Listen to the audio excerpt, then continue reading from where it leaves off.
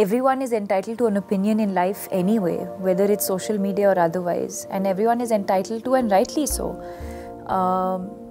But I didn't think that what I did would get the kind of momentum that it did, and I think that gave me a lot of, it encouraged me a lot, in fact, and I felt a lot of strength.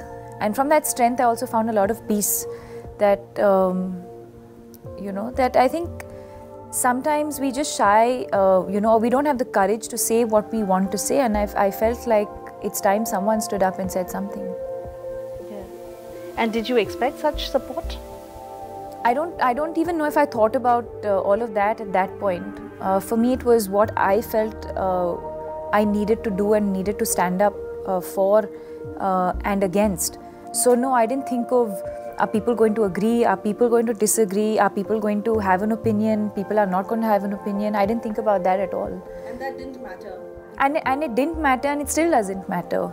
I did at that point, and even today, I think I did what I thought was right. Meeting your directors next year as well, Shujit being the only new one, how has it been working with him? And I hear that you have done a lot of Bengali research on Bengali culture, went to Satyajit Ray's house.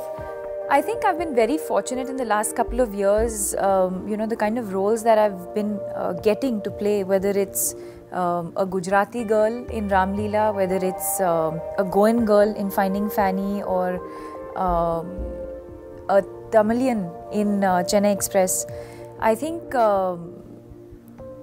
it's been very, very challenging in a lot of ways. I think it just adds that one extra dimension, when you're playing a particular character. And now a Bengali girl, and it's fun to. I think for me this has been the most challenging, because I've not known too many Bengali people in my personal life, and so to discover that culture again has been quite an experience. Again, the language is very, very different. Very different from Hindi, because there's no gender in with Bengalis, and at the same time I'm surrounded by Bengalis on this set, right from my director to a lot of people who are working on the film are Bengali. So it's a challenge, and like I said, I think it's interesting. It's that one extra thing that you can add to your character. Tell us about the other films that you're doing. You're doing another one with Imtiaz. This is, I think, the third film that you're doing with him. Second film. So, what is his film all about? Imtiaz is one of the most special people in my life, not just professionally, but even personally. And it's a very strange equation, because when we are together,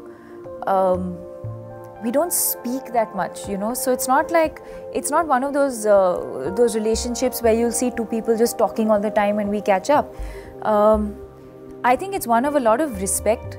And a lot of admiration, a lot of fondness, but a lot of it I think also has to do with being very perceptive and intuitive. I think we're both very, very sensitive people, sensitive to what one is thinking, sensitive to other people's feelings and emotions, and I think I sort of get a lot of times I feel, and I think that also comes across when he's directing me, I feel, and I think it happened a lot in Love Aajkal also.